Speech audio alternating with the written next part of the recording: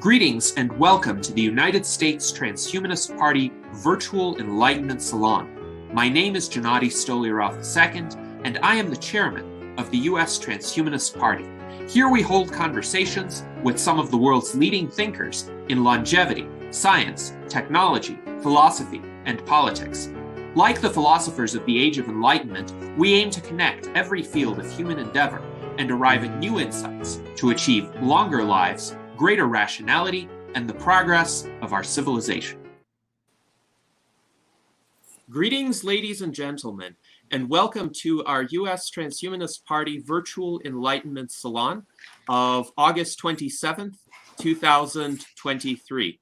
I'm pleased to be with you here today, along with our distinguished panel of U.S. Transhumanist Party officers and advisors. We have joining us today Dr. Bill Andrews, founder and CEO of Sierra Sciences. We have our 2024 U.S. presidential candidate, Tom Ross. He is also our director of Sentient Rights Advocacy. We have our 2024 vice presidential candidate, Daniel Tweed. He is also our director of Citizen and Community Science. We have our director of publication, Zach Richardson. We have our director of visual art, Ramon Garcia.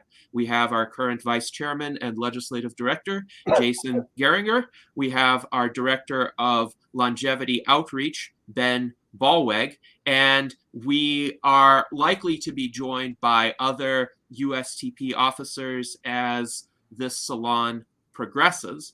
But the reason why we have gathered such a distinguished panel today is to discuss the subject of longevity and the different perspectives that our most active USTP members and officers have to offer regarding it. Now, longevity is one of the most important goals of the U.S. Transhumanist Party. The first core ideal of the USTP states that the U.S. Transhumanist Party supports significant life extension achieved through the progress of science and technology.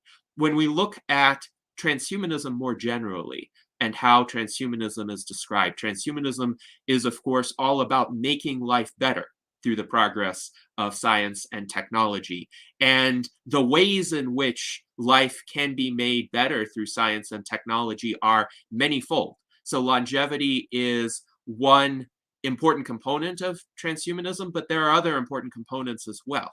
Transhumanism is often characterized as consisting of the three supers: super longevity, super intelligence, and super happiness. And today we will be focusing on super longevity, but I wanted to acknowledge the great work that is being done by the Tom Ross campaign in addressing the super intelligence strain, particularly in this day and age where there's a lot of fearful rhetoric regarding AI and recent advances in generative AI models. And it's absolutely essential to have a countervailing message to that, a message of hope rather than fear, a message about how AI can empower us as humans and enable us to discover our humanity.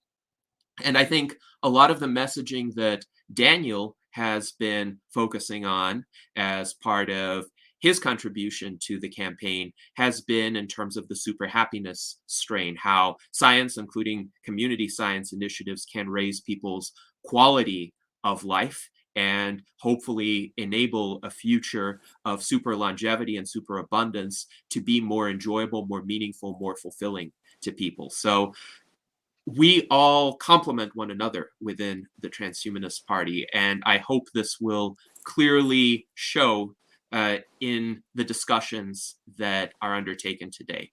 Right now, I would like to invite Dr. Bill Andrews to provide the opening remarks regarding his views on longevity and how he became interested in the subject. He is, of course, one of the world's leading telomere biologists, and he has quite a story to share with all of us. So, Bill, please proceed.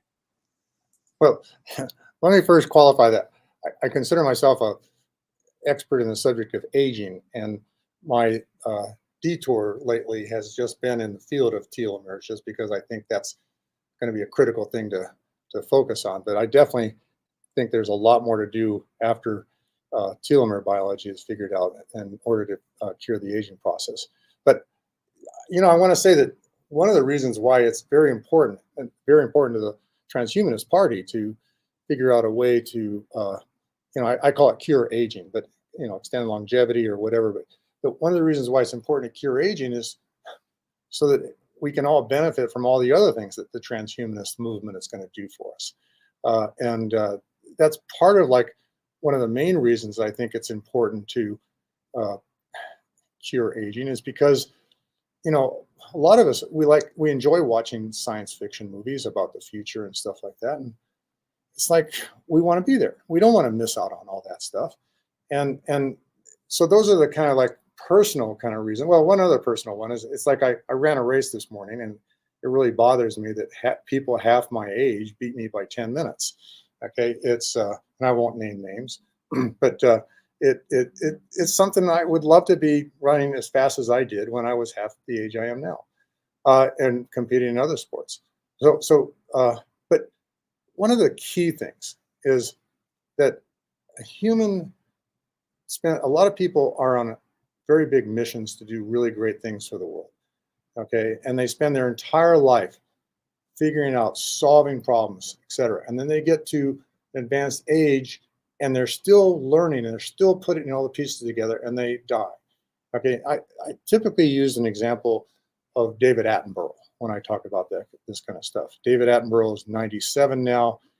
He recently did a documentary called A Life on This Planet, and he talked all about all the importance of the environment and the way we're treating animals, and the importance of all the life on this planet and how we have to protect it.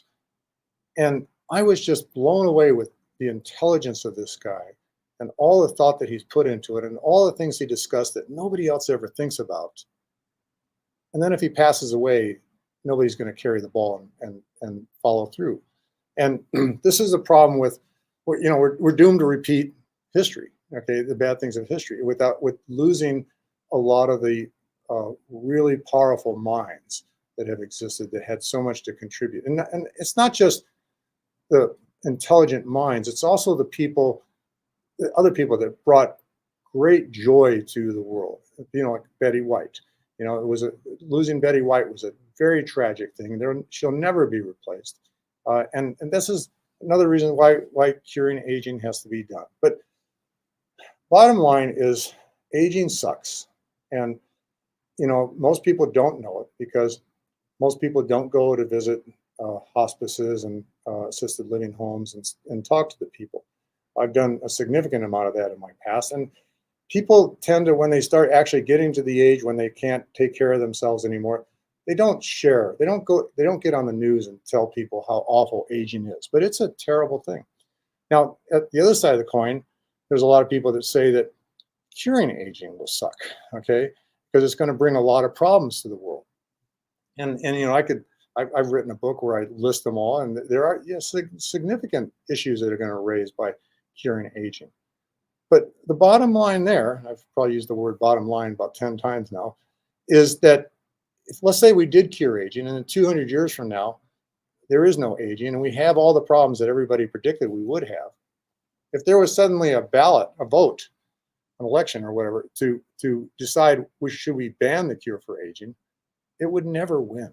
People are going to think, even though we have the problems we do at that time, the problems in 200 years from now are not going to be anywhere near as bad as the problems we have now.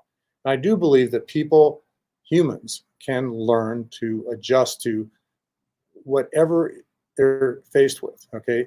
And my favorite example is the introduction of the World Wide Web back in late 70s, early 80s, or whenever that was.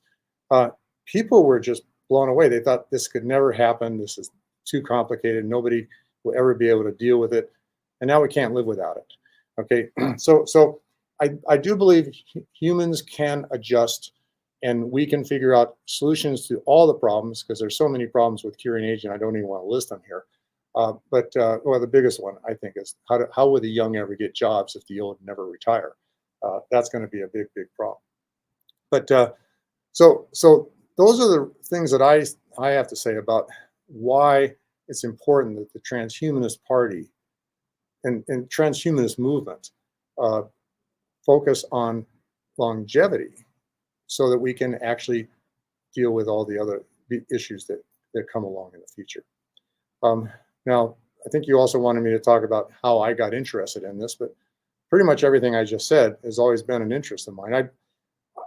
My father was very interested in seeing a cure for aging. He used to think about all these things. He was very upset about the fact that he was going to miss out on the future and stuff like that. So he put the seed in my head when I was actually 10 years old. I'll never forget the day when he came to me and said, since you're so interested in science and medicine, you should, when you grow up, become a doctor and find a cure for aging.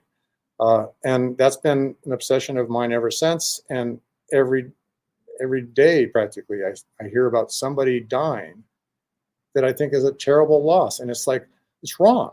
And it's just something that we have to solve. And I know, because my PhD is in mostly evolution. Okay, so population genetics, evolution. It's also in molecular genetics. But what I've learned, 45 years ago when I was getting my PhD and ever since then, is that, aging is something that we evolved.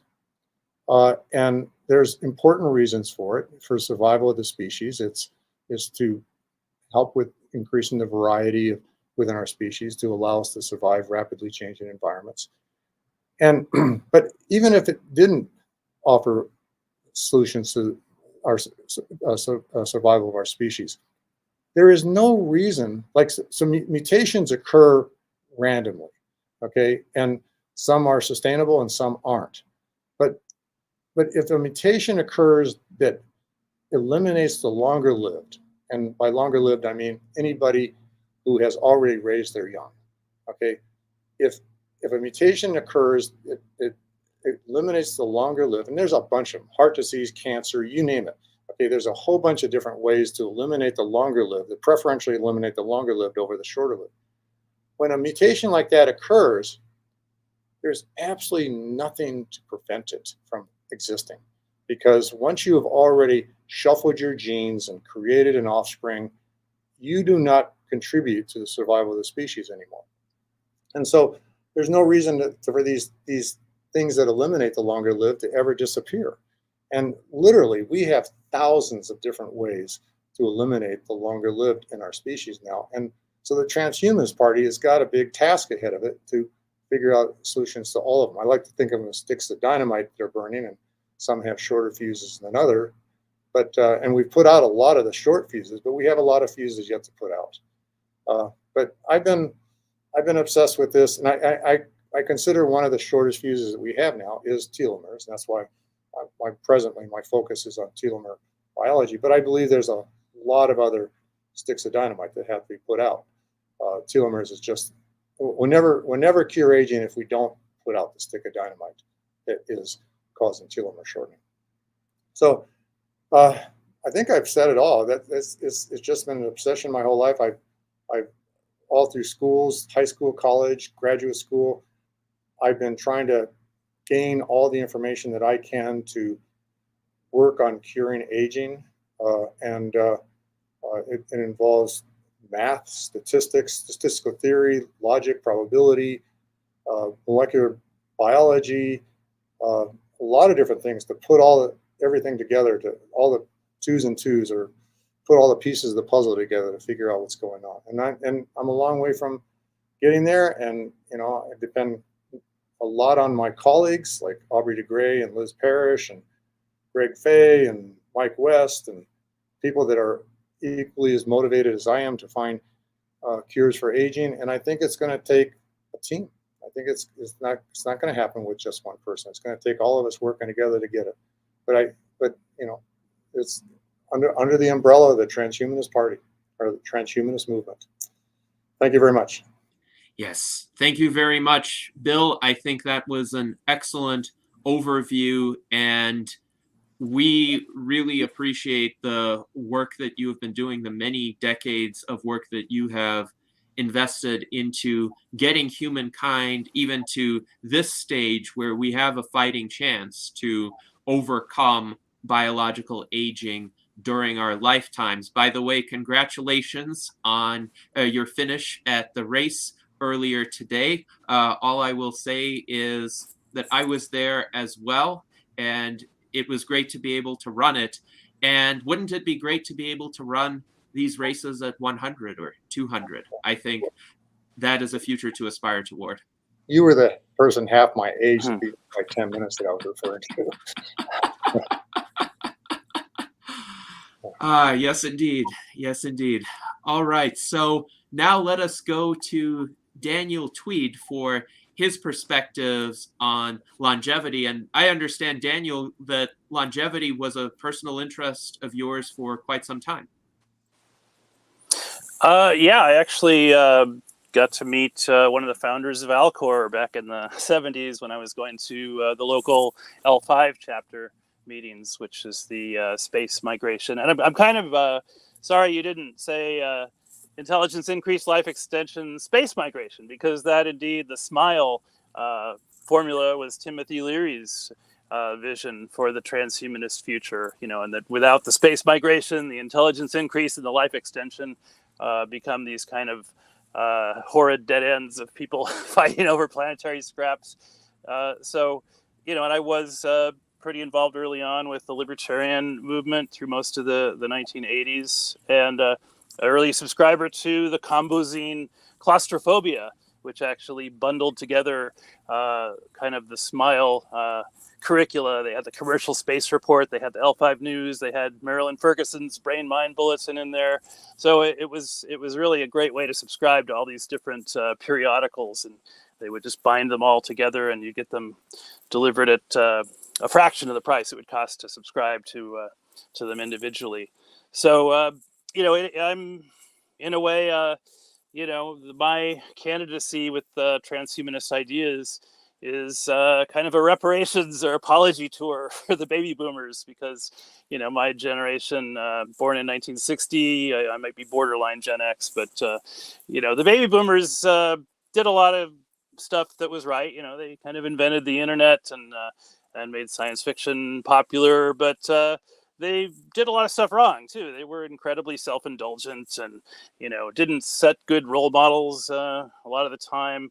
But I think we have a chance to expand that Overton window with the ideas in the Transhumanist Party platform. It is the party that matches, my ideas better than any other party. Maybe the Pirate Party would be in the running, or some other minor parties. But we're all a collection of individuals with transhumanist friendly ideas, so we don't always cleave 100% to the platform of the Transhumanist Party, and that's as it should be. I think our platform document is a living document, and we use ranked choice voting and innovative consensus kinds of techniques to improve it. It's a continuous improvement procedure, much as evolution is.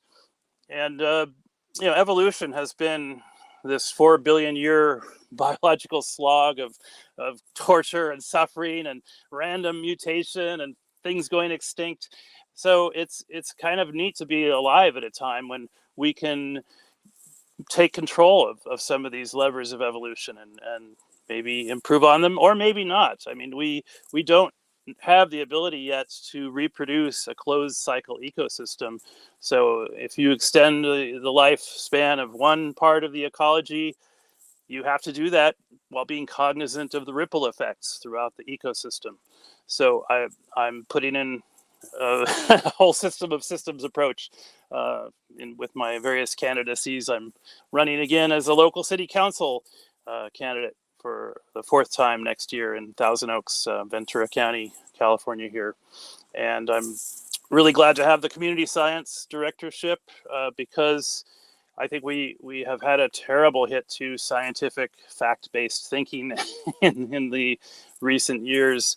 So anything that can be done to kind of put that back into the Overton window, as well as, this idea of we are part of a larger system, for instance, of the 100 trillion or so cells that you call yourself, 90% of them do not have human DNA. We are an individual ecosystem walking around, and Bill can probably fact check me on that if I got that wrong, but he's giving me a thumbs up. So, and in the same way, we have this boundary that reaches out to the entire biosphere. So I hope we will be cognizant as we embark on transhumanist projects of these realities. And that'll be my opening statement. Excellent. Well, thank you very much, Daniel, for that opening statement. And we have a bit of feedback from our chat as well. Our Director of Energy Issues, John Carrots, writes that, yes, space exploration and migration are good areas to pursue if we are all living longer. Indeed, this is the only way that we could actually explore more than our own solar system, because to travel to any other star systems would take many hundreds of years at the very least, even if we get to near light speed. And then OSH Radio, which is John Carrots, also says that he never got to work with Timothy Leary, but he got to meet and be with Ram Dass, who had worked with Leary. So there's another essentially connection to a well-known person who was interested in life extension. Unfortunately, Timothy Leary died in 1996 at the age of 76, but I think he did a good job in promoting the cause of longevity. And Tom, you had interacted with Tim Leary as well. So I'd be interested in hearing some of your story, some of your background, and your thoughts on the subject of longevity, some of its implications, some of the perhaps auxiliary issues that you think would need to be worked out. Yeah, I did work with Tim in the 90s while I was working with Marilyn Ferguson at the Brain Mind Bulletin. A little name dropping there. But yeah, I helped him get some Japanese trademark forms together, and I did that. And a year later, I met him in person at John Lilly's famous Malibu birthday party. And he was as sharp as ever. He thanked me for helping him get this form. He knew the number of the form. He was just very sharp up until the end. And I actually started my first campaign ad was "Why Not?" Timothy Leary, and I put the date of his birth because those are his last words. And so anyway, yeah, I think what the impetus of this whole salon and what I'll be dedicating the Tuesday show on WTEF to is that the people on X, the platform formerly known as Twitter, were suggesting that me and Dan aren't enthusiastic enough about longevity. And then they referred to a part of the town hall where we both spoke. And he said, the person said my comments were even worse than Dan's, and because what I said was, I don't necessarily want to live forever. And that's not what brought me into this transhumanist movement. I was brought into it because of my fight against child exploitation. And, I tell the story a lot about how I had a 6-hour road trip where I was able to download and read and listen to the Constitution and Bill of Rights and that kind of thing. And that's what brought me into this. So I'm not, and I think that, and when I said, well, I think we should have controls on it, or we should have voluntary population controls, obviously voluntary, that we should consider all of these aspects. And I'm looking forward to looking at Bill's book and the list that he has of the issues that will come up. But I think we need to be working on those now. I think we need to be working on all the ramifications, not wait until they come up before we address them. So that's really my whole point of view, is that we need to discuss issues like the population dynamics, healthcare and medical infrastructure, economic sustainability, resource management. All of these things need to be taken into account now, because the longer we're here, the more damage we do to the planet and the more waste we produce. And there's an analogy of like the older generation have in a public pool, and they have a certain time where they're allowed to be in this pool. but they decide they want to stay around longer, and so the younger generation can't get into the pool yet, and so we need to work out these things now, because there will be a lot of issues that will come up, and I do think we need to, while we're trying to kill death, we need to deal with these issues now. Otherwise, if we wait, we'll just be burning that bridge when we get to it. And so that's really, and I've posted a couple of times over the last couple of years about this idea of voluntary population control, or what can we do to prepare for living longer. And my friends list, it drops dramatically after I make these posts, or I get very vitriolic kind of comments on these posts. And it's because I'm tapping into what most people fear, which is death. And so in a lot of ways, I just see this as like when our survival instinct of wanting to stay alive is in play, all hell breaks loose, or we don't even consider what we're doing to the biosphere or to animals or anything, because we want to stay alive. Most people want to stay alive. But again, we also have an increased rate of suicide in America. These people don't want radical life extension. They want radical life subtraction. And so we need to deal. And if people start living longer and all of these issues aren't taken care of ahead of time, like what's retirement age, how will entitlement issues, economic issues, and institutions be affected by this? That rate may increase, because a lot of people can't deal with life as it is right now. And I often say, I jokingly say that, I can't afford to live longer, but there's a real tragedy in that comedy, in that because the reality is, if we don't deal with how we will deal with the health industry, how we will deal with retirement, all of these things, that's a serious concern. At present level, I think I can afford to live to 72 unless I get something else going. And so I joke about how, I can't really afford to live, another 20 years. There's ways to do that. But I think in that comment there's a very serious issue that a lot of people need to be aware of. And we need to, while we're trying to kill death, we should be working on these issues at a fever pitch, and so I think, it reminds me of back in 2015, when there were so many groups and individuals calling for immediate disclosure of UAP, and they wanted the government to share everything right away. But these groups and these individuals were not even considering the panic that the American public might experience with immediate disclosure that this is real.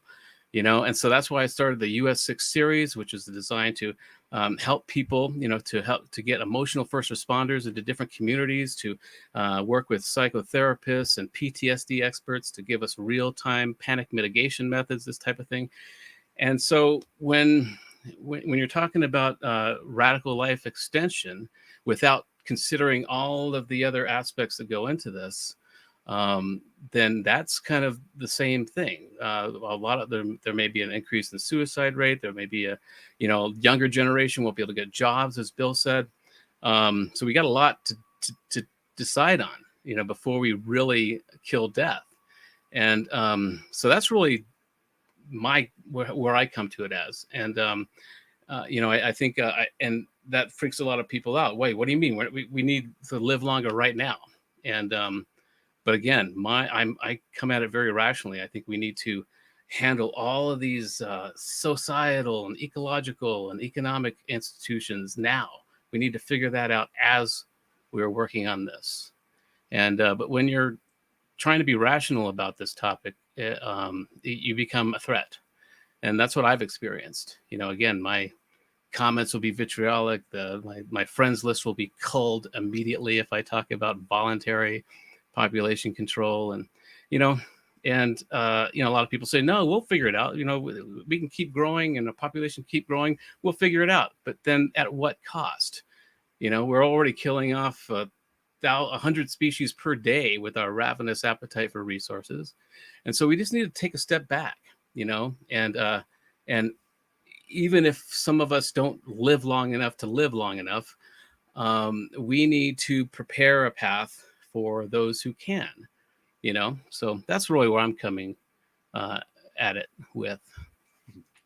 Yes, thank you, Tom, for those comments. And I think if I understand your position correctly, you're not against the pursuit of longevity, and you're not even against the pursuit of longevity now, but you want to simultaneously consider all of the ramifications and address the challenges that may arise so that if and when radical increases in lifespan are attained, we already have answers to those challenges. We already have ways to counter the critics. Absolutely. We want to live in a world that, if we're going to live longer, we want to live in a world where that living longer is a good thing, you know. Otherwise, we will see younger generations not working. You know, all these aspects will come into play. And that's why I think we need to work on all of this ad nauseum and parallel. Yes, and I think one of the main purposes of a venue like this is to discuss these kinds of questions and discuss these implications so that we have answers and we can identify which of these concerns are more salient, which are less salient, which of these issues might resolve themselves, which of these issues would require some sort of policy intervention in order to resolve them. And the question of jobs is an interesting one. So our friend Luis Arroyo in the chat states that longevity with a jobs guarantee might be great, but another possibility could be maybe jobs themselves, at least in their current form, would be made obsolete, and some combination of a universal basic income with a focus on creative human output, how we use that spare time that is gained and that lengthened lifespan would be the way to go. So that's one discussion that we could have. Our viewer Sophia's Roulette writes, agreed, planning ahead is best. So I think another question would be essentially what kind of activism and what kind of planning would be important in this regard. So Aubrey de Grey has stated that he believes that an inflection point in public attitudes will occur within a few years, essentially. And this will be ahead of the arrival of interventions to bring aging under medical control. So in those situations, if, for instance, people like Oprah Winfrey become interested in super longevity and start to discuss it on their talk shows, then all of a sudden millions of people will be clamoring for it. And then the public discussion will necessarily go toward addressing these kinds of implications.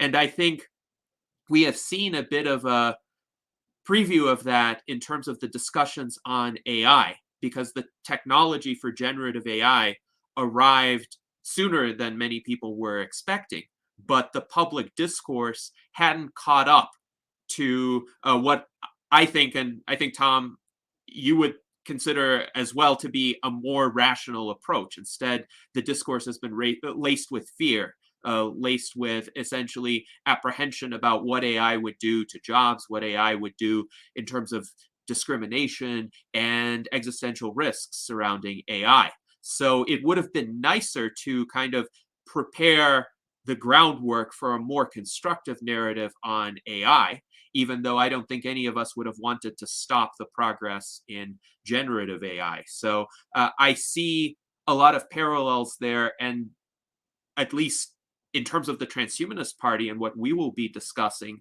we definitely want to be part of setting that groundwork as quickly as possible. And these salons are a great way to do it. And our other policy conversations, as well as your campaign, Tom, would be great venues and great means toward achieving that. So with that being said, I would like to ask Zach Richardson to provide his perspective, because Zach has had a lot of involvement both in terms of the pursuit of longevity as well as the pursuit of self-improvement through a variety of health diagnostics. And indeed, in an important way, the state of advancement of contemporary medicine has saved Zach's life and has made it possible for him to be with us today. So while Zach is not a super centenarian, he is alive today because of advances in medical care. So Zach, please go ahead. Yeah, so briefly, for anyone that doesn't know my story, had some weird half genetic, half virus thing that hit my heart. Had to have something called a left ventricular assist device in me for about 4 years.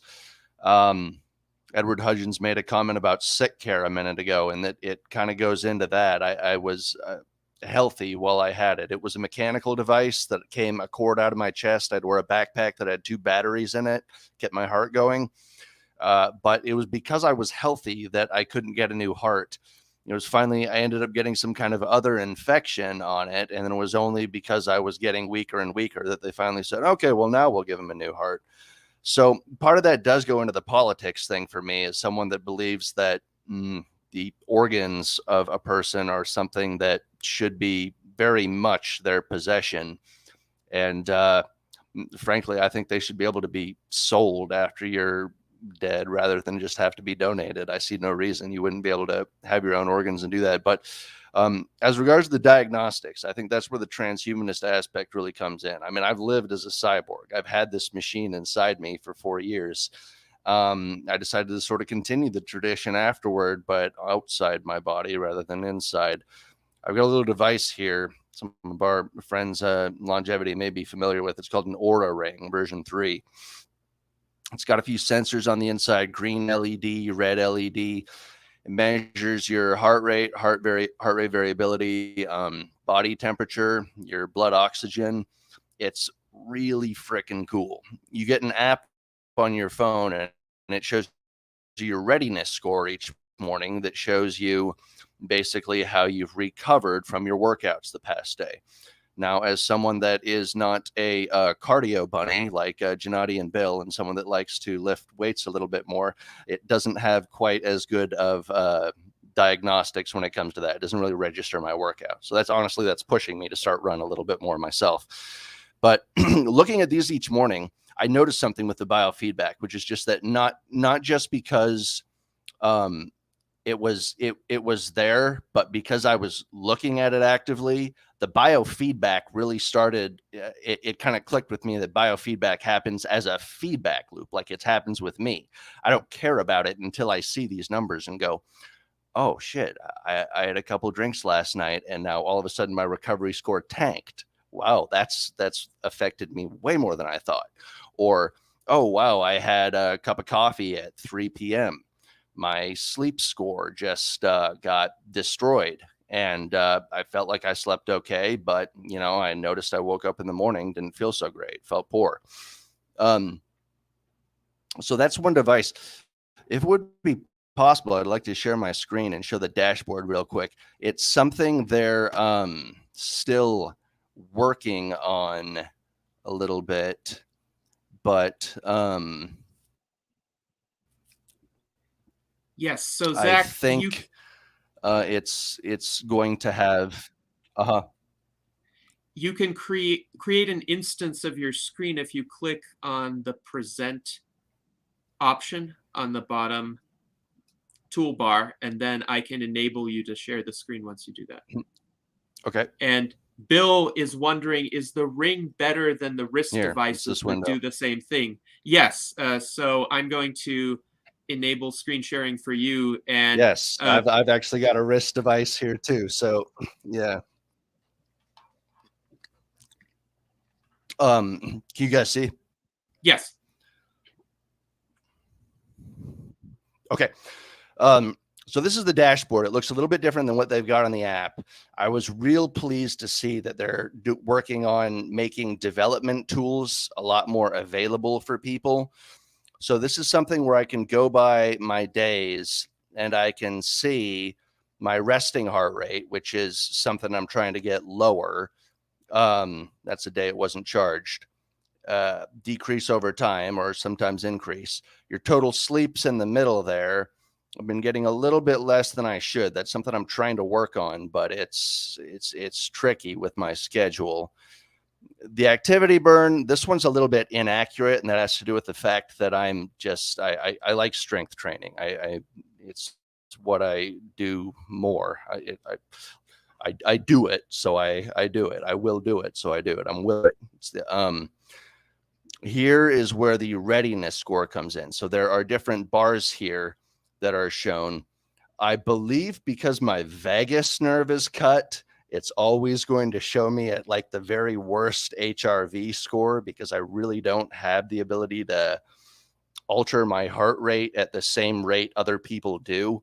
For example, it takes me probably like at least 25 minutes to warm up if I'm trying to do some sort of cardio, because there's a chemical process that has to happen in my body to tell my heart rate to increase, rather than someone normally where their vagus nerve can just kind of send a signal down and make their heart work a little bit more quickly. I still do notice if I meditate and if I get a lot of sleep, my heart rate variability can go up a little bit. And it's they say your vagus nerve can grow back. It'll take several years. It's only been 1 year for me. But this is a little bit of what we're looking at just on a day-to-day basis for your dashboard here. Cool thing is you can start seeing trends over time. A separate section that will show. This is kind of funny. This is actually, I lost my ring at this point here, and I liked it so much I ended up getting another one. But one thing you can do with your days that I'm trying to get a little better or more scientific about is you can tag different days, and they have preset tags. You unfortunately can't make your own. But I'll start noticing things like if I use a foam roller, one day I'll end up a little bit less sore, sleep a little bit better. It works. Meditation, the anxiety goes a little bit down. I sleep better. Days that I have anxiety, good days for mindfulness practice, things to know. You shorten some of this window here and see different spots with how it works. Like any tag, for example, days I had like massage or medication, and have some pop-up that would jump onto the screen and show me what I'm looking at entirely for which days, and what stats would come up for my readiness score for those days. So I'm hoping this developer team is something that they're working on that a little bit. So that's Aura. So Tom's campaign is a little bit open source, is one way he put it to me, and he has some of his initiatives. He mentioned to me it might be okay if I made like an open source initiative of my own. He said people were sort of welcome to make their own initiatives, and I've got some positive feedback about one that I had that would have sort of a Office of Health Innovation pop up that would be able to take public-private partnerships and be able to build them together for infrastructure that already exists for fantastic biofeedback tools like this, that are doing more than just about anything else to change my behavior, as compared to, just being told or have some general idea that being healthy is good. Actually getting that feedback is what has changed my behavior. I think it would have similar effects on other people. So looking at some of these things with my biomarkers on Inside Tracker, I just updated a whole bunch of these this morning. They're still loading because they came from a PDF, so they're not all uploaded. My most recent data is unfortunately from last October. This is another one that I'm sort of a power user of Inside Tracker, and that I upload probably 4 to 5 times as many blood tests as the average person, simply because with my condition, I have to get some tests. You'll hear the CBC, which is something blood cell count, and then the CMP, which is the Comprehensive Metabolic Panel. Most people might get those done like once a year, if at all, or once every 6 months. I end up getting one done pretty much every month. But like back then, I noticed I had some really high glucose, so they ended up putting me on metformin. You get sort of a graph that shows these over time. Neatly, it gives you a little bit of an example of like what the negative consequences are for when you're high or when you're out of range. A lot of these were when I was a little bit sicker. I'm hoping some of these look better once everything's back up. I know my albumin looked good because this is one I got a lot of protein in. Or I always try and get enough protein in. So seeing these kind of bounce up and down over time is really cool. And I'm really hoping that Inside Tracker would be able to take, say, this chart and expand it and be able to integrate some things from Aura with like, oh, okay, the night before or the few days before I was fasting. So that's why my glucose was so low. Now, obviously, there are even better tools for controlling glucose, such as a continuous glucose monitor. That technology still needs some work too. I had one, and some of the times it was saying I was really low. I'd do a stick test with my finger and it'd be way off. So I'm a little hesitant to invest in any sort of a device like that until they get a little more. The real thing that I wanted to show you guys that I thought was the coolest was that I got my genome sequenced. Okay, so this is sequencing.com. Now, you guys may have heard of 23andMe or Ancestry.com, and those are kind of like the kids in the kiddie pool compared to sequencing. It's more expensive, but they sequence way more of your DNA. So opening up Genome Explorer, which is one of their free apps, you can pop for certain conditions in here. Now, I know some of my parents have arthritis, and I've scanned this a little bit myself. So you can search for arthritis on this, and you get a bit of a chart that pops up here. Okay, so it'll show. I'm not familiar with all of this yet. The name of the gene will be along here. Some of these are unfamiliar to you guys if you have any knowledge of like, or have been in longevity circles for a while, like IL-6. This one popped out right to me. But what you can do with these is you can open these clinical variants here, and it shows the variant ID. It pops open an NCBI webpage that shows the link to ClinVar here, which is just clinical variants or something. But once you pop open, what this one was saying was that normally it's like a CC, but alternatively it can be a T. So there's like the cytosine and the thymine. And then for mine here, it was a CT. So popping that up where it would say that here, where C goes to T instead, the main button you want to look at here is the clinical significance one on NCBI. And that will show you, what do you know, rheumatoid arthritis pronunciation. Now, of course, that's not a doom sentence. And of course, it would be nice if you could access the actual risk variants and your current status and the condition classification. But this one is hunted to us unless you are an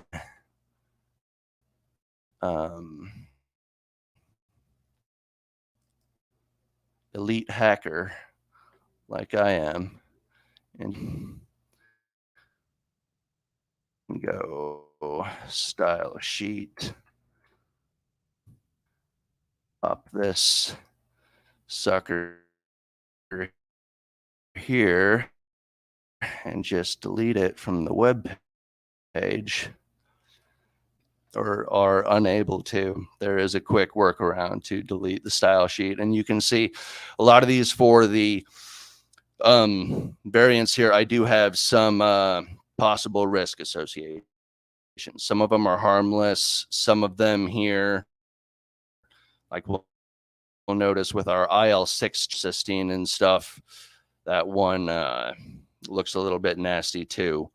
I guess the last thing I'll say is with the impact, this looks like kind of a random string of letters, but what it has to do is it shows what the protein would have been and what it is instead, and at what position on the gene it is. So here, like instead of I think a valine, it's an alanine, or here instead of a glycine, it's an alanine. These ones have to do with leucine. Here's methionine to valine. I'm still kind of going through some of this myself, and frankly, going through all these ClinVar variants was extremely tedious until I kind of whole section that was put behind a paywall. But being able to do that and being able to look up different risk conditions I have and see things like, okay, my family has a risk for Parkinson's. I can look up that condition and then straight away I can see, okay, here are the genes that have certain risks. Here are the reasons they have risks. For example, you can't metabolize a certain type of vitamin B. One is folate for me. I have trouble metabolizing it, I found in my research. This is where supplementation next level at genetics comes into play. And it's not just taking pills at random. It's saying, okay, here's what the issue is with my genetics. So rather than taking folate, I take something called methylfolate, or they sometimes call it enhanced folate or something like that. And it's a little more expensive, but wow, clears up my head, gives me a little more energy. I'm like, I've been missing something. And I think what I kind of imagine for Tom's Office of Health Innovation is that we would be able to have something maybe with the marketplace, but be able to work with these companies and have some kind of private public partnerships to be able to have these tools at the ability of people to be able to use on their own to find information and make it a lot easier to kind of collate and grab that information and have that presented. Of course, not everybody's going to dive into this like I do, but also for the doctor to be involved. Like it's astounding to me that, for example, one of the anti-rejection drugs I'm on, tacrolimus, I found out I've got a issue with my CYP3A4 gene, which is another one you may hear a lot of if you're in the longevity circle. So I have trouble like clearing it as much. So they were putting me on the same amount of levels that someone that doesn't have this genetic variant would. Now, I was telling them, look, I have this genetic variant. And they said, look, we know genetics are the future, but we just got to follow standard protocol. So there were weeks where I was way above level and they were only reducing it a little bit at a time. And it was affecting my nerves a little bit. And my head was kind of twitching this whole time until their protocol finally got down to where I knew it should be because I looked at my genetics. So in my idea of Tom's Office of Health Innovation would be that this is something that would be given some directives from the National Health Institute and be able to say, hey, look, we need to start looking. If people can get a genetic test, let's pay for that first. Let's do some preventive care so we don't have to have you choose. Let's grab them an Oura ring. Let's say, okay, wow, it looks like their heart rate variability just tanked. Something's going on there. Maybe we can have some kind of an intervention. I think one of the things about transhumanism and health and life extension is that so much of it is dependent on the individual. Been doing some just practices on my own and realizing, wow, I'm getting, huge benefits here. And it's really important that we deal with this as a group and as a society. When we've got, like Bill Andrews was saying, we need a team. We got multiple people working on this. We had Tom saying, look, I've got similar issues we've got to work on in parallel. All of these things are important, and that's kind of the point of the party. But longevity, when it comes down to it, a lot of it is, as of right now, the vast majority, I'd say, is within the person's control. It's going to be something they need to be able to do to be able to move that marker towards longevity escape velocity. It's not going to be something that someone can hand them, or there's often a criticism, well, why don't we have, longevity technology for everybody and we'll pass it out like a pill? But a lot of it takes a little bit more work than that. And hopefully we can get to the point where we can get doctors really involved with patients' health and looking at this next level medicine and actually use these innovative techniques, partner these public and private institutions that have a lot to share with each other, and be able to help everybody live longer, and then get to the point where we can, be smarter and be happier too. So that's my spiel. Yes, thank you very much, Zach, for that quite informative overview. And I completely agree that personalized healthcare is the future, and one cannot achieve ideal results with a one-size-fits-all approach. The tracking of one's vital health statistics is absolutely essential, and I myself have been engaged in it to a greater extent in the past year, especially. So I have two watches, a Fitbit Sense 2 and a Garmin Fenix 5X, and they provide me with a lot of the same data that you presented, Zach, with regard to heart rate variability. I also get blood oxygen concentration, breathing rate, and various metrics related to my exercise performance, since I use them to track each of my runs. And I also use them as ways to cross-reference one another to make sure that a particular result that I get is not just an artifact from one device that wouldn't be replicated by the other device. But of course, you are going a lot further in this, Zach, in that you have gotten your genome sequenced and you've gotten some fairly detailed interpretations of particular genes and what they mean in your situation. So hopefully that will become increasingly accurate over time.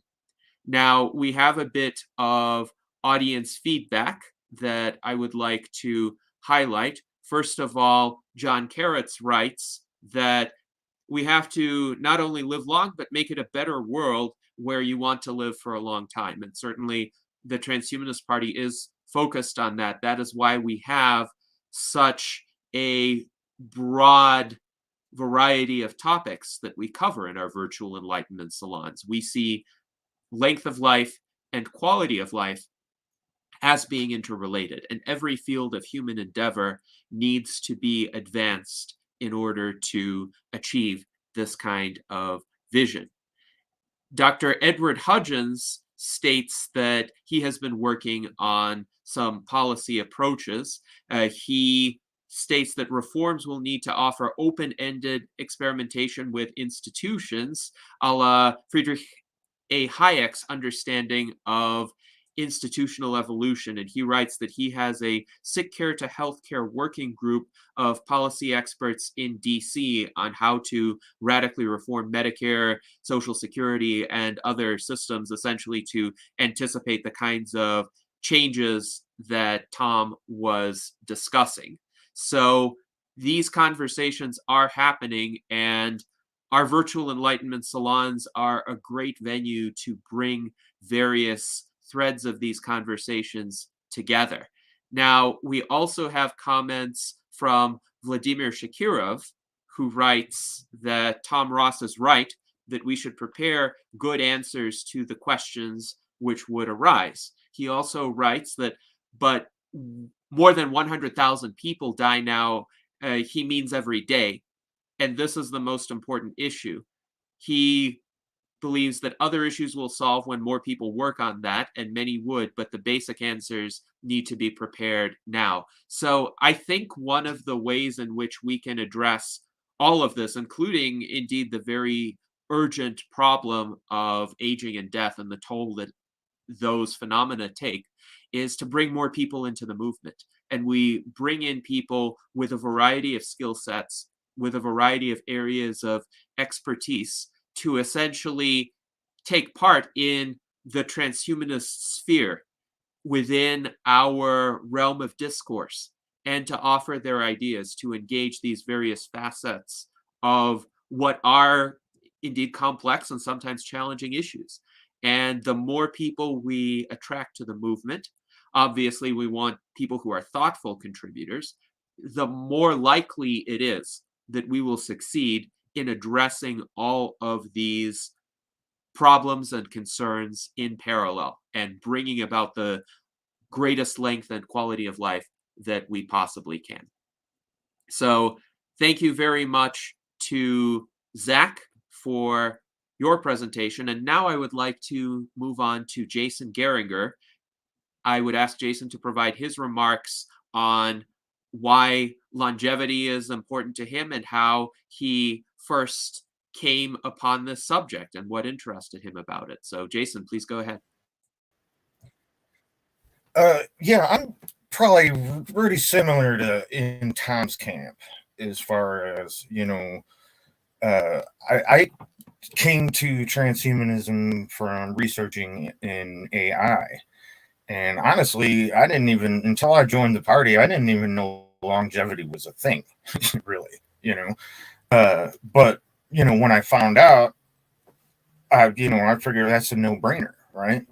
And, and he's got a really good point, and everybody has been kind of hitting on this, but we do need to walk and chew gum at the same time. We need to follow all three of our main transhumanist party paths of super longevity and super intelligence and super happiness. And there's a comment in the chat there about this problem with overpopulation. Okay. And now I remember when I was still in high school, and I'm thinking, okay, how old am I going to be in the year 2000, right?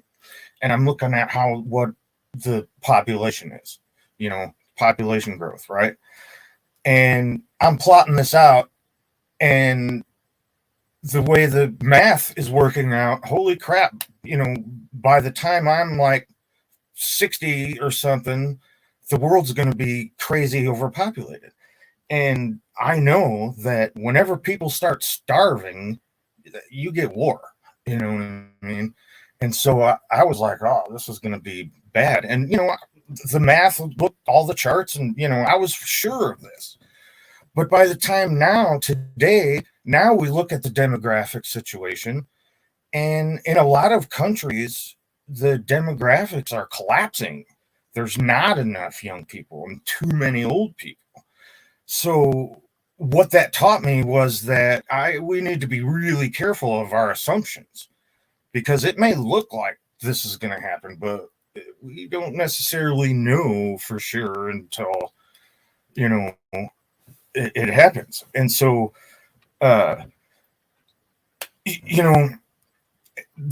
we don't know what longevity will do. There's this idea of the longevity dividend.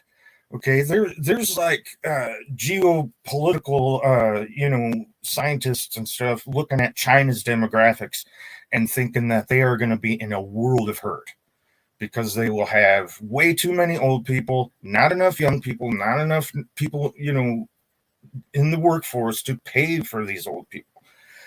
But, if we have longevity, them old people ain't going to be old people. That's what we have to realize. We keep thinking, oh, we're going to have, that's not the way it's going to be. And we'll have young people in the workforce sustaining the economy. This might, save countries like China's bacon, or in a way. And the super intelligence. There's all kinds of problems that we need to address here and now, but we also don't know what it's going to be like when we get AGI, when we get super intelligence. It's going to help us to answer these questions, so we want to be kind of careful about our assumptions again, because we don't know for sure how it's going to be. And I'm similar to Tom about, I'm not so sure I wanted to live forever. You know what I mean? But I also realized that part of that is because, man, I'm getting old and it hurts. You know what I mean? But if I was younger and it didn't hurt all the time, well, maybe I would. So, there's that. There's the super happiness aspect. If we had that, there would be less suicide, people might want to live longer, so there we go. We need to walk and chew gum and maybe even juggle at the same time too. And that can be my opening statement. Yes, indeed. We do need to pursue all of these paths simultaneously. Thank you, Jason, for your comments. And Daniel, you wanted to respond to Zach. Yeah, I think you can't underestimate the value of something called gamification, especially with respect to community science. And I'm thinking of at one point, Oklahoma City earned the title of the most obese city in the country, and their mayor actually challenged the entire city to 1 million pounds of weight loss. And they were also the king of like fast food, so there was a correlation between like fast food density and obesity, and it was Who would have thought? pretty much yeah, right. But I think this is a great way to spread longevity awareness, is get people to track their health outcomes and even do a block by block kind of leaderboard challenge. It's like one block of a city is challenging the other block to maybe not weight loss necessarily, but sleep fitness. Or there's even a very simple test for soil microbial health. You can bury a pair of cotton underwear and dig it up 60 days later, and if you have microbes in your soil, guess what? The only thing left will be the elastic band at the top, is the microbes. So what if we could correlate things like internal microbe health with external soil health? I mean, that would be a very fascinating kind of ecological awareness, citizen science kind of project. But yeah, people won't do things unless they're fun. That's something I learned when I got certified as a personal trainer. Well, but the part people of that didn't is want getting these to rings into the hands of people. Because yeah, like right, right. when we say, have a whole block do it, this puppy cost me $300. That's Right. That was a Maybe chunk of change we might be able for to me. do something. I just ordered like 100 urine strip tests off Amazon for $25 and like 14 cents each, and or 25 cents each. And you I've can got test 14 different my things. an next door neighbor that had that same interest. Oh, sorry, go ahead. Oh, but I mean, that's a pretty good deal to self-check 14 different, urine panels with a little 25-cent strip. And yeah, I mean, that's you could test things like, insulin and all the different health outcomes or health factors. And that's not going to cost $300, and that's something on the order of, low-cost citizen science is cool. Yes. And that's why I encourage people to get their amateur radio licenses too, because I kind of see that community as being a great curator and archiver and encourager of community and citizen science. By the way, they changed the name. Some people changed the name from citizen science to community science because you don't have to be a citizen to do it. They don't want to scare away people from doing community science if they don't have their paperwork in order. But anyway, that was the big point I wanted to make.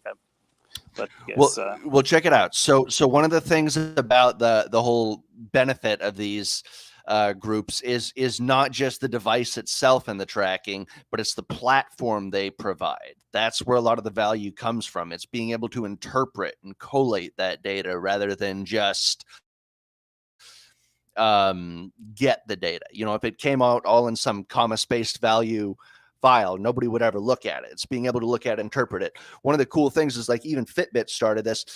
Our mutual friend, many people here, Mike DeVerde, he was saying to me one day, "Man, you're really beating me on steps." And I'm like, "Oh, dang, have you been watching me here? I don't remember that." So, but then after that, I noticed that, and we started looking at each other's steps a little bit. And that's something that Fitbit does. And you can do that in your group. And obviously it's not public. You add the person as a friend, and then you'd be able to do that. But yeah, and I think one other thing occurred to me is, yeah, go ahead. Oh, this is something that the X Prize people found out, that Peter Diamandis, the X Prize Foundation, is when you put up prize money for a challenge, you get like 10 times the activity than if you just bought it on the free market. So that's another thing that can be leveraged, is having kind of monetary rewards for some of these outcomes. Yeah. Go ahead. I didn't mean to make you forget what you were saying. No, you didn't. This is a back and forth. I appreciate that. But yeah, you could almost like maybe crowdsource some kind of an award or something. I know there's a lot of ideas. I haven't seen them entirely, of things like it'll be a WeFunder kind of thing where like you agree to pledge so much, but like only if they actually get started. It'd be kind of cool if you had like a group challenge like that. Like people would say, yeah, we'll contribute so much to a prize fund to be split among the winners, but they actually have to succeed first. They have to get to a certain point, and if they hit that point, then we'll make that prize go out. There's actually a name for that. Thing. Yeah, there's in the digital space, there's a thing called a Ulysses contract. Because if you remember the story where Ulysses tied himself to the mast so he wouldn't be tempted by the sirens. So you can actually use digital tools like tokens or proof of activity tokens to do a challenge with yourself. And it's an automatic contract where if you don't meet the challenge, say $100 gets donated to your least favorite charity or something like that. There was that's so, I think some of the patent for some of the stuff like that was. There was a patent for like getting wearables and getting some incentive of like small amounts of Bitcoin being sent to you. And the patent was like 66.6 or something. And it was held by Microsoft. And it put out there was this huge, Alex Jones level controversy about, they're just going to put a microchip in it. And it's like, no, I don't need a microchip. I've got a ring here, Alex. That was a I'm going to wear this instead. And I think that was a patent where Microsoft wanted to use people's thought processes to mint Bitcoin, and it was like 666 in the patent number.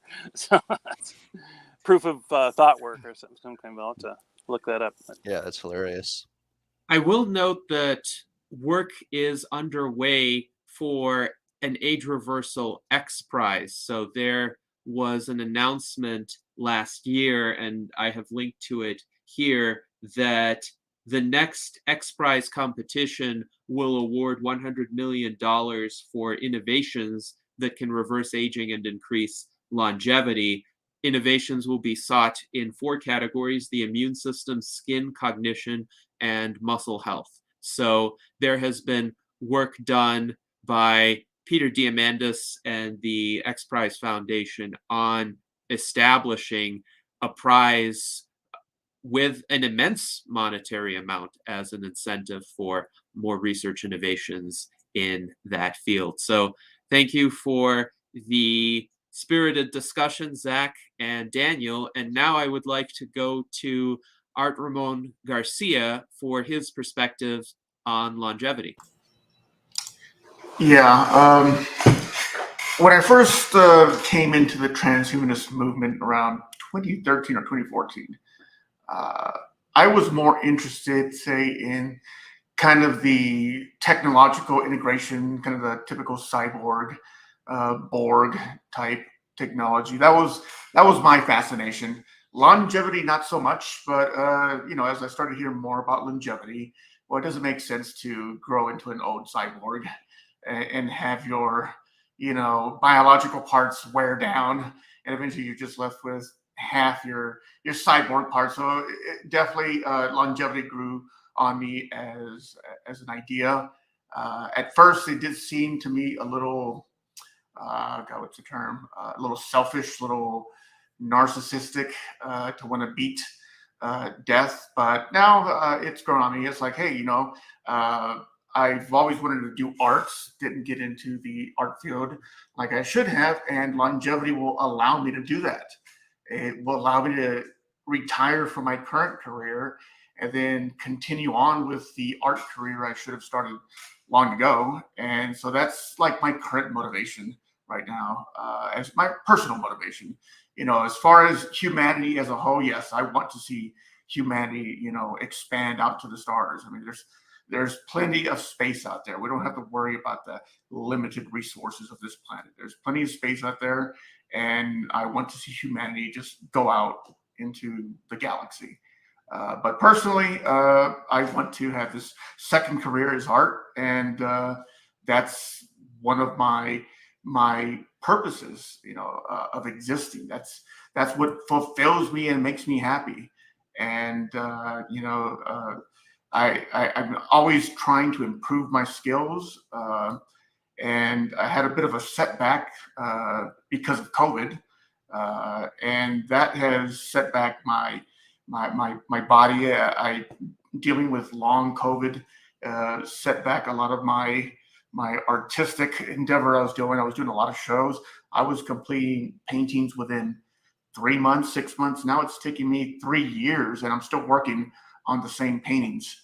Luckily, recently I've done some alternative therapies that have helped. I started doing hyperbaric oxygen therapy. That's been helping. It's been giving me a lot more energy. It's beating back that chronic fatigue. Started doing temperature contrast therapy, when you kind of go back and forth between a hot sauna and a cold plunge. That has helped me get rid of some of the brain fog. So some things are helping, but there's still another issue that I found out, and I got one of these wearable devices, and this is the Wellu O2 ring. So this monitors basically heartbeats, oxygen levels, and movement. So I got this, and I discovered that I'm going severely below oxygen levels. I mean, it's supposed to be like 88% and above. I'm frequently going below 88%. And it seems to coincide with my heartbeat. If I am in a relaxed state for too long, say sitting at my desk all day, as my heart rate starts to get below 70 and towards 60, well, so does my oxygen levels start to drop below 88%. I was like, wow, I wonder if this is contributing to all that brain fog. Maybe I do have some sort of lung damage, and I'm not able to get enough oxygen through my lungs unless my heart rate is pumping fast enough through there. So that's one issue, but I'm also having a problem where if I'm doing what I would consider mild physical activity, my heart is not keeping up. It's like my heart rate should be around 130 for the hike I'm doing, but my heart rate is in the 80s and 90s.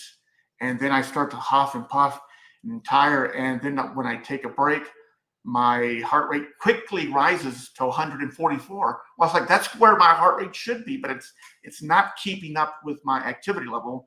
And I've gone to my doctor. My doctor just kind of does not know what to do. I've been having to do my own investigation, getting tools like this to try and figure out the root cause of the issue I'm having. And, they've done blood works. My blood work looks fine. I've been to the cardiologist, wore that monitor for 30 days. Nothing came up wrong with that monitor. And on my follow-up,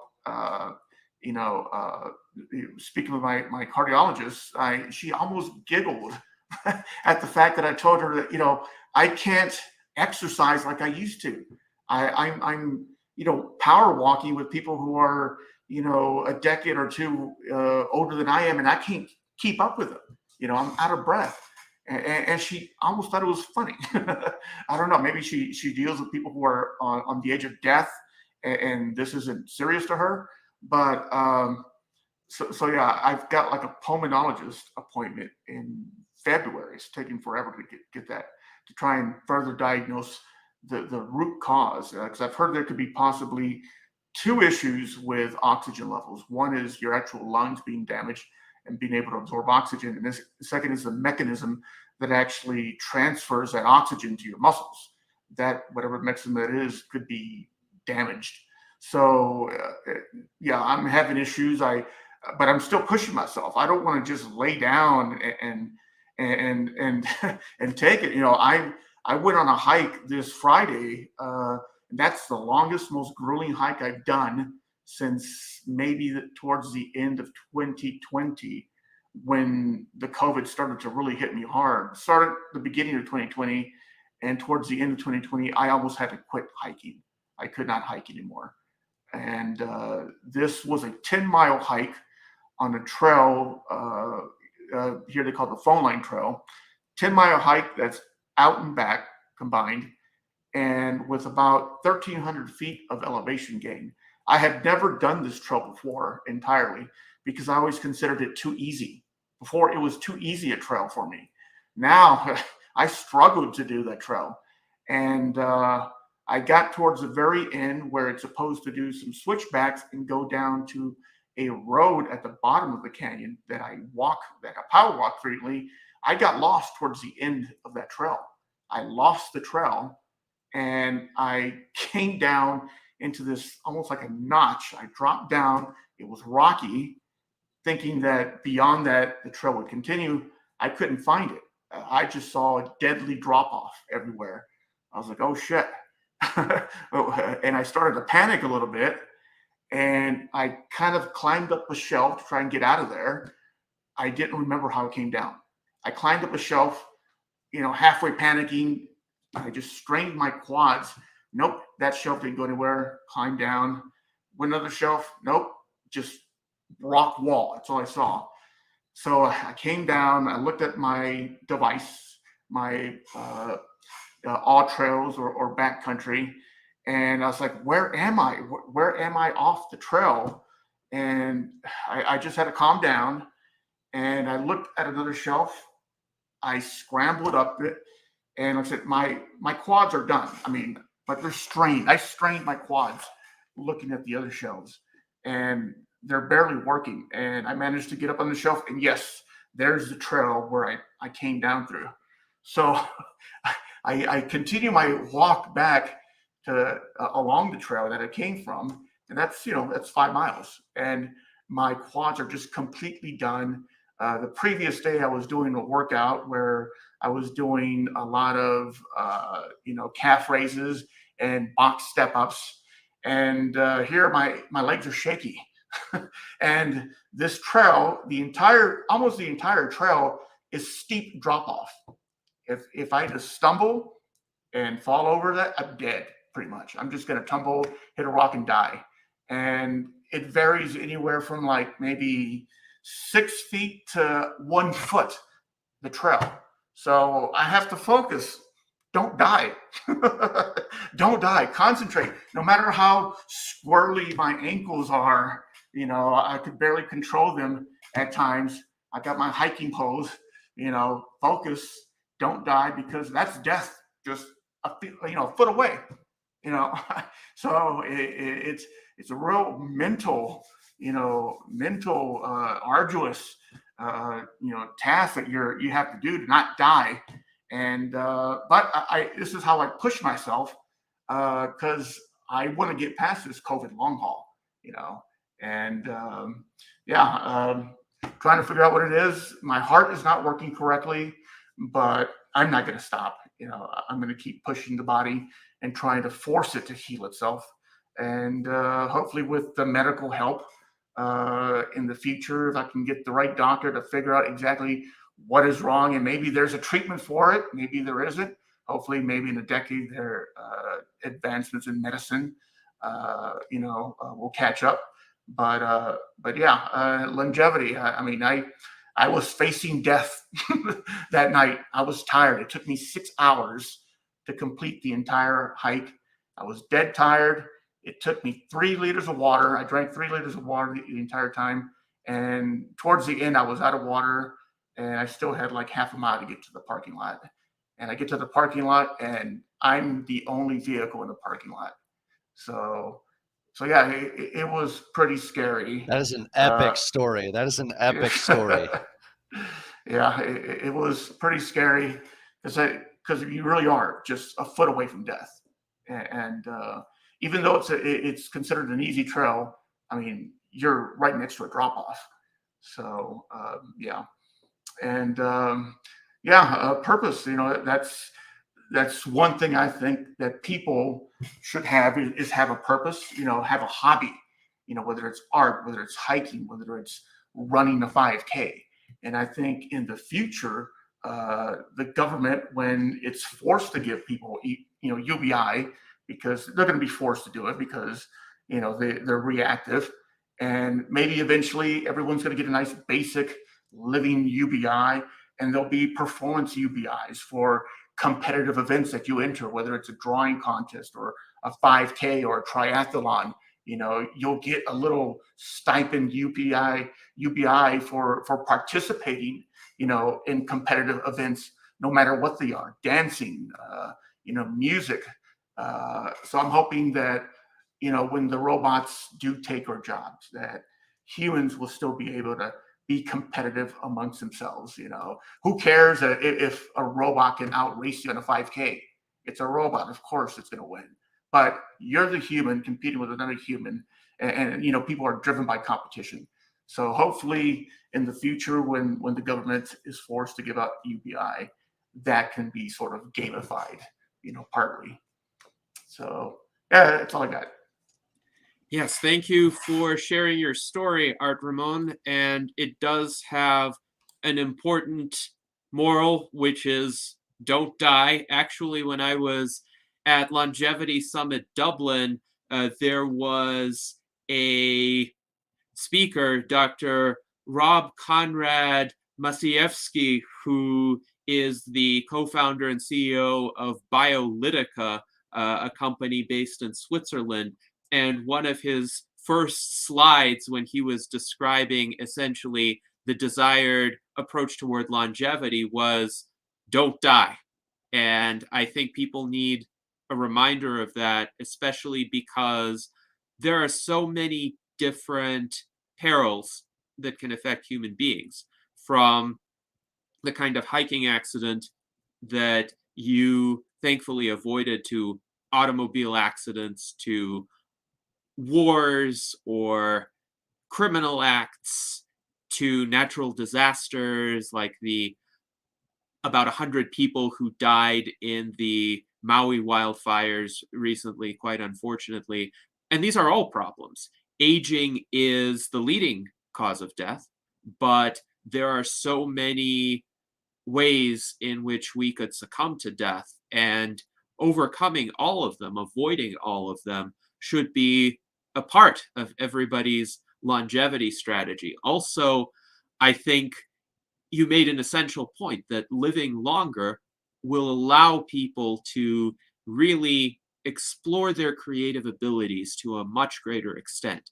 And many people, because their first career or their main career occupies such a vast fraction of their lifespans, they don't have the time to fully explore their creative side or their artistic side. But over time, if people live dramatically longer, they can come to have multiple careers, and their second or third career can be more focused on their unique individual contributions rather than the need to make as much money as possible.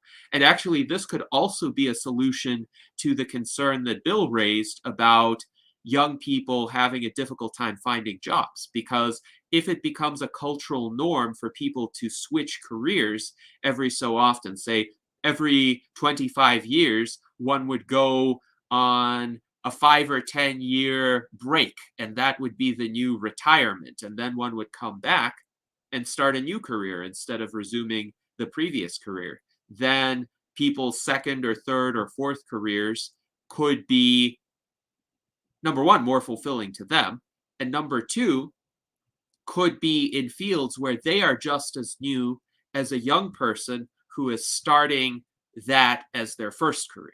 And therefore, that would kind of even the playing field a bit with regard to young people's prospects versus the prospects of rejuvenated older people.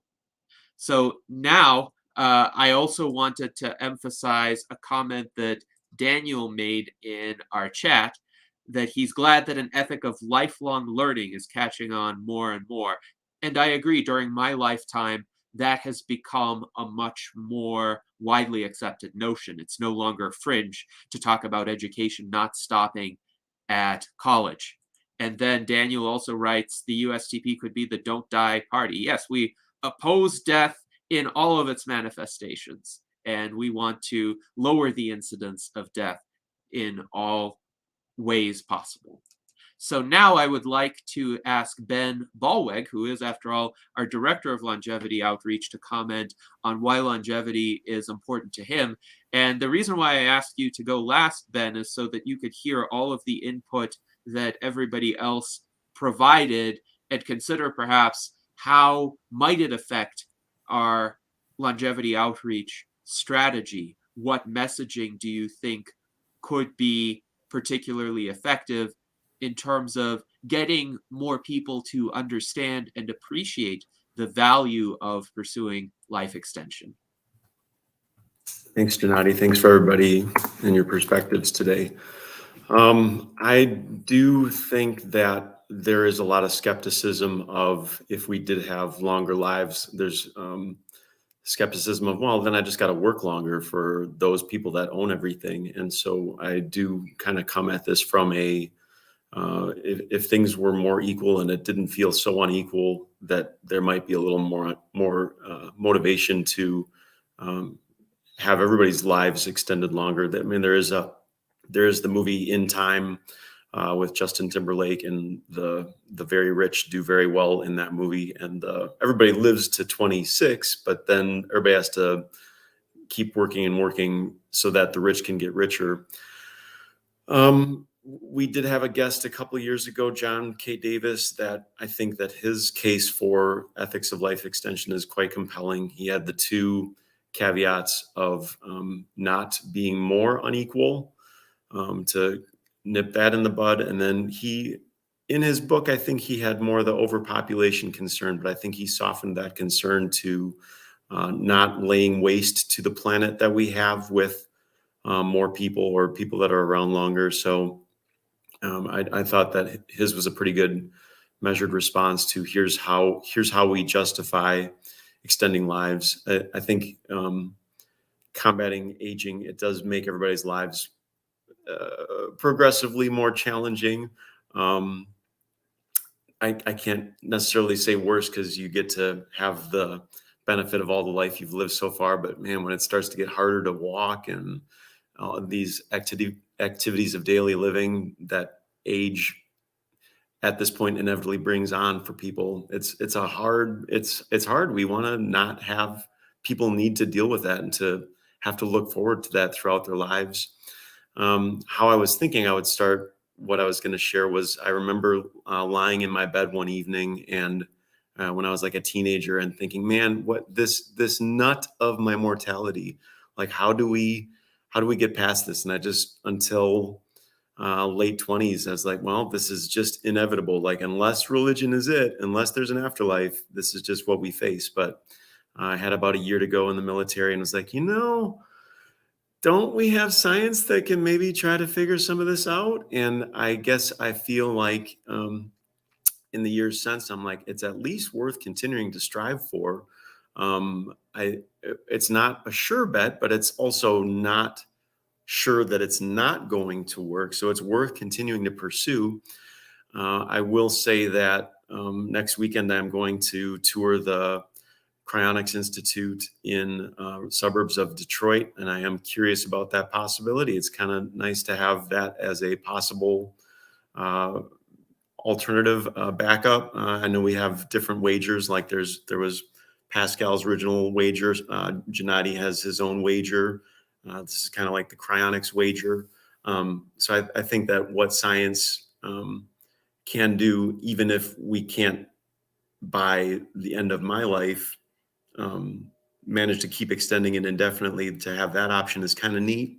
I'm not sure if I'm committed to it yet, but I'm going to check it out and see what there is to it. So I suppose I'm fine with that. That was a little bit of this and that, but I appreciate the chance to share my perspective on why longevity is motivating to me today.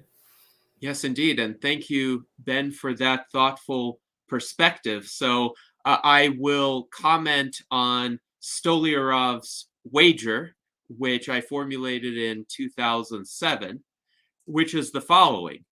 If you believe in human life extension and are right, you have everything to win.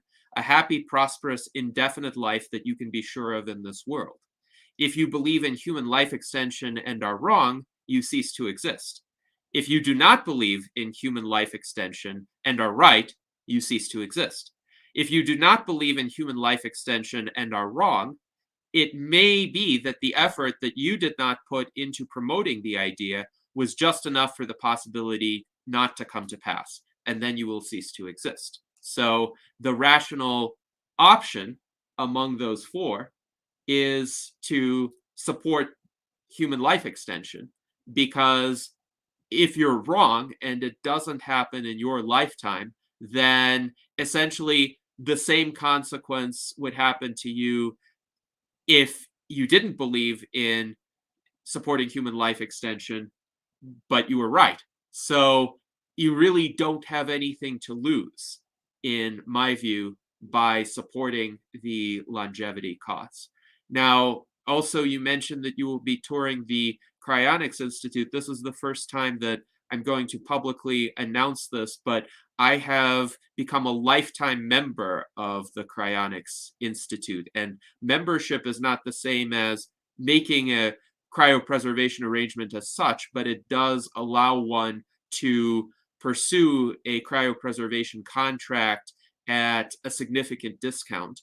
And it also essentially allows one to be involved with the organization's governance and other activities. And the reason why I chose to become a lifetime member of the Cryonics Institute, first of all, it was kind of my 36th birthday present to myself, but also I wanted to advance the cryonics project because this money is being used to maintain existing patients as well as perform research into superior cryopreservation techniques and outreach and advocacy for cryonics. And obviously, in order for cryonics to work, it essentially has to be an institutional effort that spans multiple generations for the people who are already cryopreserved to be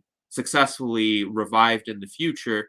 We need people in each subsequent generation to care about them until aging is reversed. But even when aging is reversed, I think it will take a few more decades for reliable means of, say, undoing the damage from the cryopreservation process, as well as repairing whatever ailments brought about the legal death of those individuals to arise. So it's important, I think, for people to, one, be aware of cryonics, and two, to explore this as plan B, essentially, because as we pointed out, accidents can happen, and other causes besides aging could lead one's life to be shortened, unfortunately.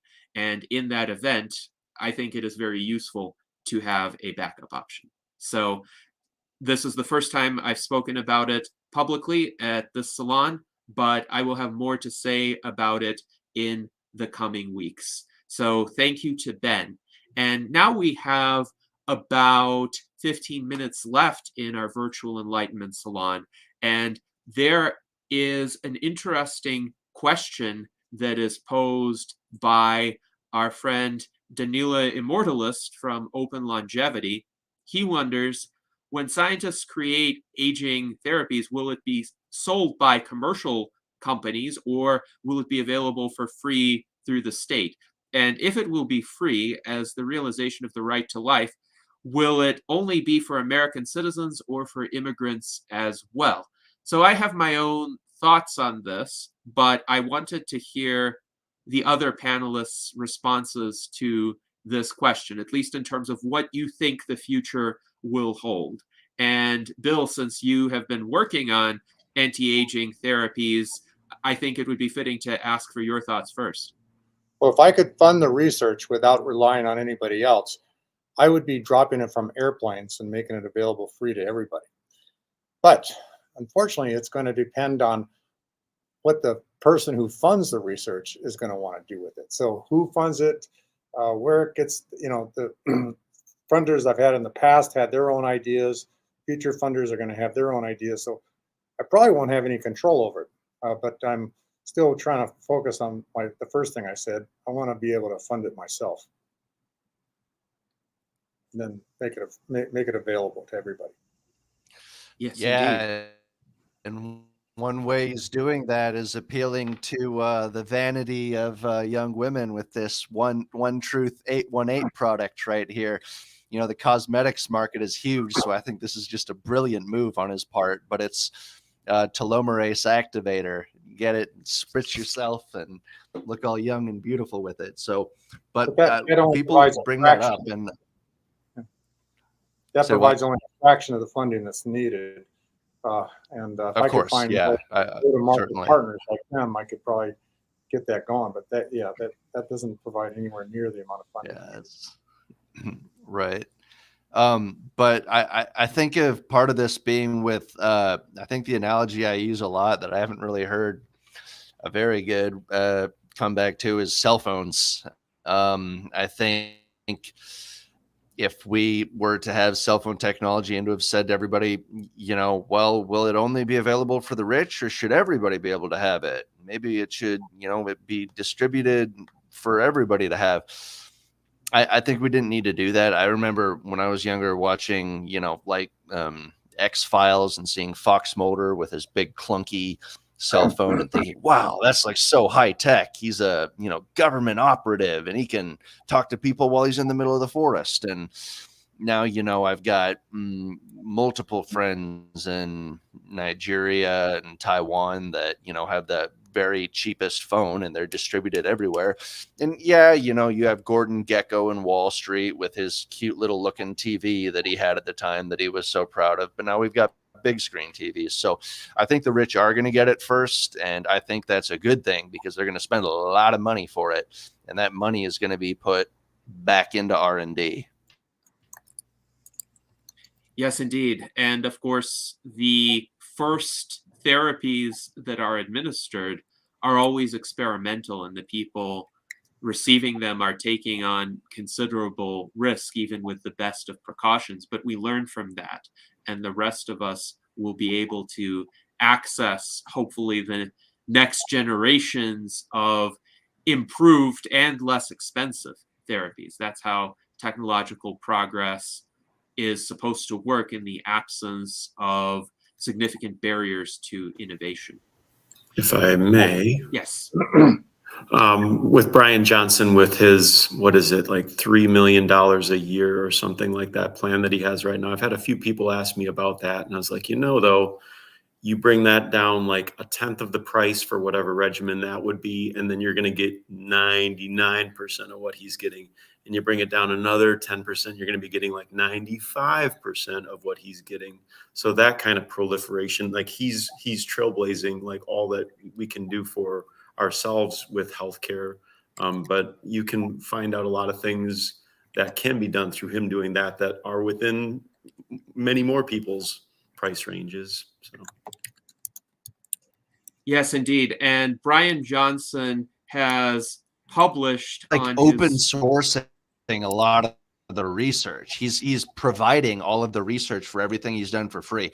Like a lot of that 3 million goes to like MRI machines and diagnostics and stuff for getting baseline readings on all of himself. Now, you don't need to get an MRI every day or whatever to be able to get the benefits of knowing some of this stuff. You can start off small with an Oura ring, although they are still kind of expensive. But he's making that research public. So even then, even though he's spending all that money is like the majority of the benefits of that are directly going to the public with him saying, here's all the results of all these tests that I'm spending all this money on. Look and see what I got. It's open to you guys. Right. And Brian Johnson's blueprint has been published. I have linked to the website here.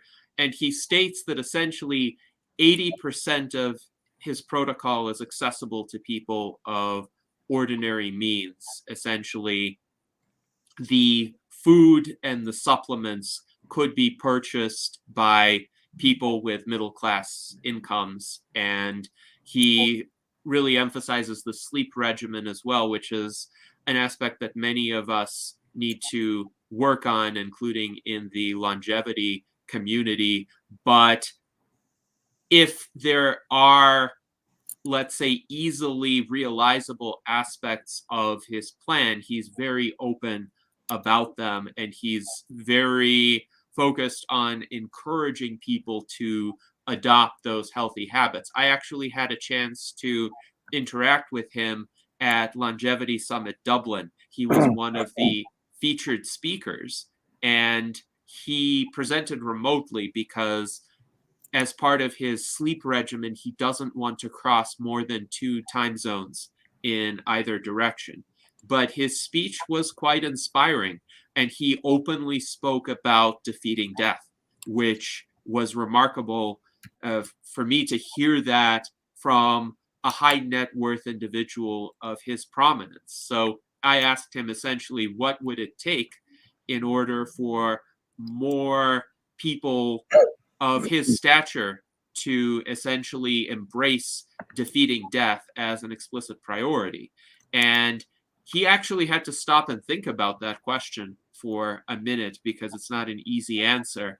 The answer that I recall from him was along the lines of, perhaps it is the struggle for longevity and kind of working our way up from being the underdogs that will attract more momentum to the movement and essentially lead it to catch on. So we shall see if this materializes. Of course, Brian Johnson has gotten a lot of media coverage. Unfortunately, not all of it has been favorable, but perhaps even the unfavorable media coverage has placed him into the spotlight so that he is now the subject of conversation, and more people know about him, more people can learn about his blueprint and perhaps try to emulate aspects of it.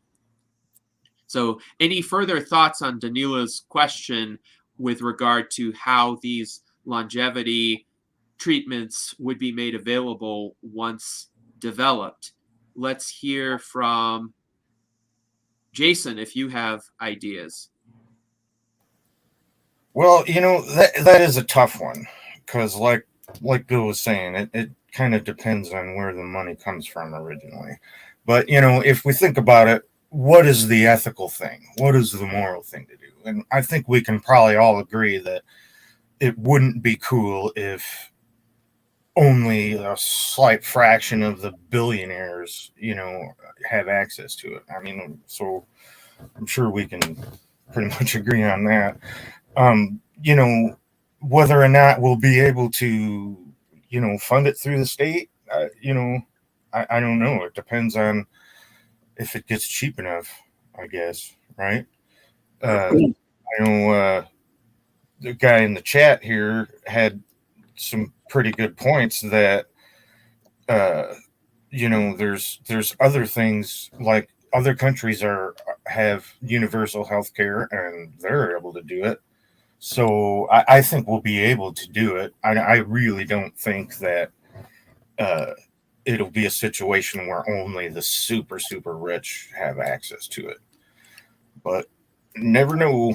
One other thing I could add is that, when we're talking about these problems that are going to arise in the future, and that, we're not sure what it's going to be, and that AGI is going to be able to provide answers and solutions. Also, the part of this longevity dividend is going to be human brain power. I mean, think about it. All of our most brilliant minds will still be around. I mean, think about if Nikola Tesla was still around inventing stuff every single day. I mean, what if Leonardo da Vinci was still around doing stuff? Stephen Hawking, so that's gonna, have an effect, I think. So, that makes me super optimistic that it's gonna be all right. Yes, that's indeed. it. And having those brilliant minds around longer can truly transform our civilization. Indeed, as I often say, every time a person dies, an entire universe is extinguished. And when that person is of a degree of talent that is capable of really solving some major problems or making some significant discoveries, that is a tremendous loss to the entire species.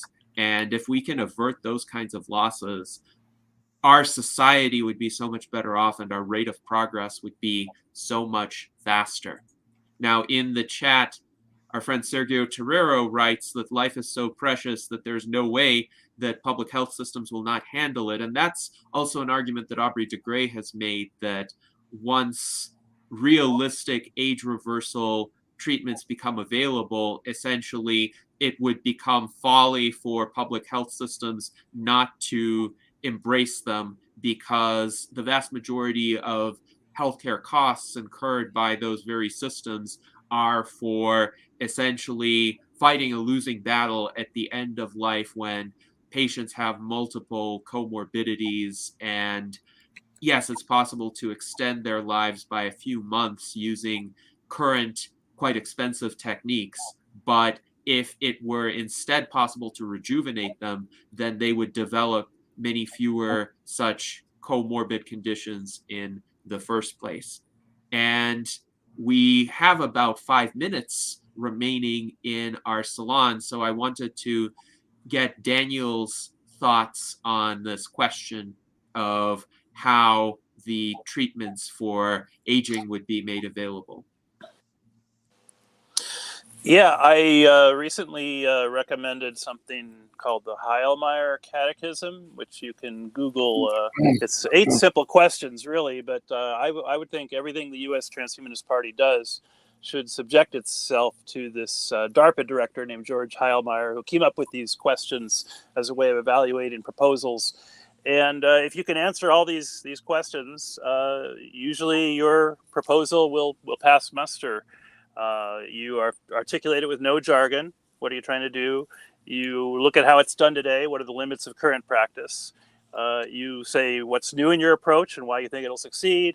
You ask who cares. If you're successful, what difference will it make? You ask what are the risks? You ask the cost. You ask how long it will take. And the last question is, how do you check for midterm and final exams to check for success? And actually, David Wood was, I mentioned this to him, and he's like, wow, I'm going to look that up. So I think everything the USTP in their platform should answer those eight or so questions, and we would benefit from another area of government intervention. But I love the idea of people pursuing value in their own way, in a voluntary, coercion-free way. So that's always going to be my preference for how to get things done as well. Yes, indeed. Thank you, Daniel. And it is true that a voluntary approach offers more flexibility, more room for innovation, and more customization as well, because one size does not fit all, as we have seen quite clearly in medicine and healthcare, and as Zach has illustrated via his very interesting presentation. And now let's hear from Art Ramon Garcia, if you can speak for about a minute as to this question of how longevity treatments might be made available. Well, if it's in regards to the immigrants, I usually think an immigrant's going to have a lot more pressing needs than than age extension or longevity treatment. You know, they need housing, some form of employment. So I think it's going to be a last priority for an immigrant. But as for the overall populace, if the government sees that there's benefit to have anti-aging therapies for the population, and therefore avoid a lot of the ailments that you have with age, I think it's a win-win for the government to somehow help subsidize it. I mean, right now we don't even have treatment for dentistry. I mean, you got to have money for dental work. They do have for lower income, they do have some volunteer dental people who help the poor, but for the most part, you can get only very basic dental treatment. So I would say that longevity is going to be really far back of the list for people who don't have the means or immigrants without means. Well, not all immigrants lack means, though. There is quite a bit of high-skilled immigration, people pursuing various job opportunities, as well as people fleeing from conflict zones. So, for example, as a result of this war in Ukraine, there has been substantial skilled emigration from both Ukraine and Russia. From Ukraine because people's lives were destroyed, but they may still have money and they are quite capable of working in other countries. And emigration from Russia is primarily from a group of people who are opposed to the war, who really don't see the point of this fighting and who would rather work and exchange value peacefully. So those are some examples. My view is longevity needs to be an international endeavor. And because of collaborations among scientists throughout the world, there should be a focus on making treatments as broadly available as possible, so that if a therapy is developed in one country, it is fast-tracked in other countries as well and made available to their citizens as quickly as possible. So thank you to everybody for taking part in this quite vital virtual Enlightenment Salon. I think we achieved our objective of discussing our various perspectives on longevity in a thoughtful and nuanced way, and I hope our audience agrees, and I hope that we all live long and prosper.